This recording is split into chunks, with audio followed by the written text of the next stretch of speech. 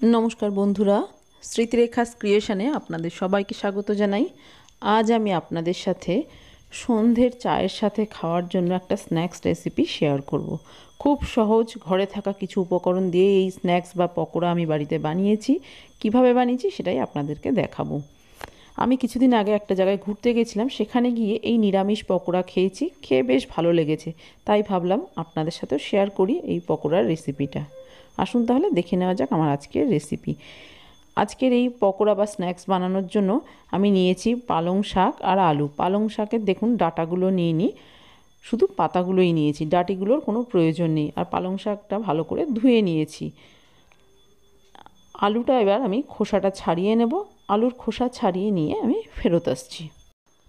এবার প্রথমেই পালং শাকটা কেটে নেব। পালং শাকটা যতটা সম্ভব মিহি করে কুচি করে নিতে হবে। এই পকোড়া বানানোর জন্য আপনারা ধনেপাতা কুচিও ব্যবহার করতে পারেন, তবে আমি যেখানে পকোড়াটা খেয়েছিলাম সেখানে কিন্তু ধনেপাতা দেওয়া হয়নি। আমিও এখানে আর ধনেপাতা ব্যবহার করলাম না, তবে আপনারা চাইলে ধনেপাতা দিতে পারেন। পালং শাকটা দেখুন যতটা সম্ভব ছোট ছোট করে কেটে নিচ্ছি। পালং শাক কেটে নেওয়া হয়ে গেছে। এবার এই পালং শাকগুলো এই স্ট্রেনারের উপরে তুলে রেখে দেব। এবার আলু কেটে নেব।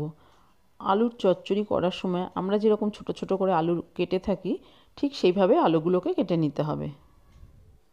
যতটা সম্ভব ছোট করে আলুগুলোকে কেটে নিচ্ছি। দেখুন ছোট ছোট করে আলুগুলোকে কেটে নিয়েছি। আপনার ইচ্ছে হলে আলুগুলো আলু ভাজার মতো লম্বা করেও কেটে নিতে পারেন। একইভাবে সবকটা আলু কেটে নিচ্ছি। দেখুন আলু এবং পালং শাক কাটা হয়ে গেছে। এবার একটা বড় বাটি নিয়েছি। এই বাটির মধ্যে আমি দিয়ে দিচ্ছি কেটে রাখা আলু, আর দিয়ে দিচ্ছি কেটে রাখা পালং শাক। এবার এর মধ্যে আরও কিছু জিনিস মিশিয়ে দেব। দিয়ে দিচ্ছি গ্রেট করা আদা আর দুটো কাঁচা লঙ্কা কুচি। লবণ দিয়ে দিচ্ছি স্বাদ অনুযায়ী।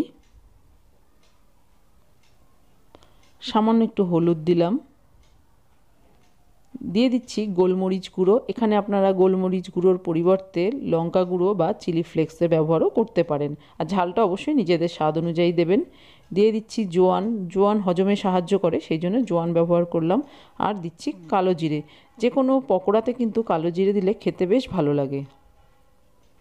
সামান্য একটু চিনি দিয়ে দিলাম। দিয়ে দিচ্ছি বেসন। আমি এই চামচ মেপে এখানে 2 চামচ বেসন দিলাম, আর ওই চামচেরই 2 চামচ দিয়ে দিচ্ছি চালের গুঁড়ো। আপনারা এখানে কর্নফ্লাওয়ারের ব্যবহারও করতে পারেন। এবার এই সব কিছু ভালো করে মেখে নেব। এখন একটুও জল দেব না, যেহেতু লবণ দেওয়া হয়েছে তাই পালং শাক এবং আলু থেকে কিন্তু অনেকটাই জল বেরোবে, সেই জলেই মাখা হয়ে যাবে। দিয়ে দিচ্ছি সামান্য একটু হিং। যে কোনো নিরামিষ রান্নায় বা পকোড়ায় হিং কিন্তু খেতে ভীষণই ভালো লাগে। দেখুন সব কিছু দিয়ে ভালো করে মাখিয়ে নিচ্ছি। আমি কিন্তু এখানে একটুও জল দিইনি। শুকনো অবস্থাতেই সব কিছু ভালো করে মাখিয়ে নেব। দেখুন সব কিছু ভালো করে মিশিয়ে দিয়েছি। এবার ঢাকা দিয়ে আধ ঘন্টা থেকে 1 ঘন্টা এইভাবেই রেখে দেব। তারপরে আমি ফেরত আসছি। আমি প্রায় 1 ঘন্টা এইভাবে রেখে দিয়েছিলাম। দেখুন দেখেই বোঝা যাচ্ছে অনেকটাই কিন্তু মজে গেছে।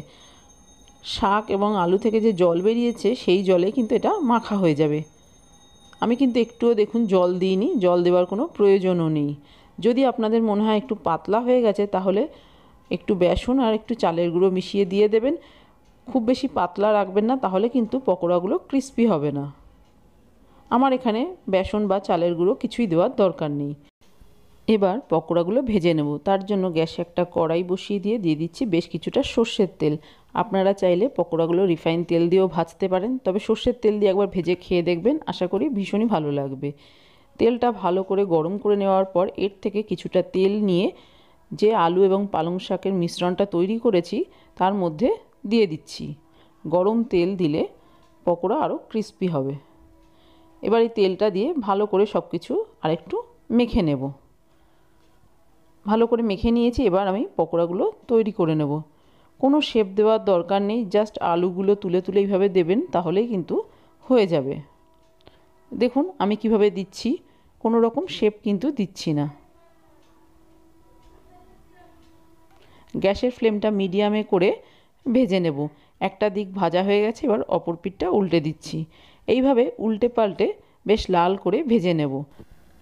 গ্যাসের ফ্লেমটা মিডিয়ামে করে দিয়ে পকোড়াগুলো ভাজলে আলুগুলো সেদ্ধ হয়ে যাবে আর পকোড়াটাও খুব সুন্দরভাবে ভাজা হয়ে যাবে। দেখুন ভালো করে ভেজে নিয়েছি। এবার আমি গ্যাসের ফ্লেমটা হাইতে করে দিয়েছি। হাই ফ্লেমে আরও 1 মিনিট একটু নেড়েচেড়ে ভেজে নিচ্ছি, তাহলে পকোড়াগুলো বেশ ক্রিস্পি হবে। প্রথম ব্যাচের পকোড়া ভাজা হয়ে গেছে, এবার আমি এগুলোকে তেল ঝরিয়ে তুলে নিচ্ছি একটা অন্য স্ট্রেনারের উপরে। কতটা ক্রিস্পি হয়েছে দেখুন, আওয়াজ শুনেই বুঝতে পারবেন।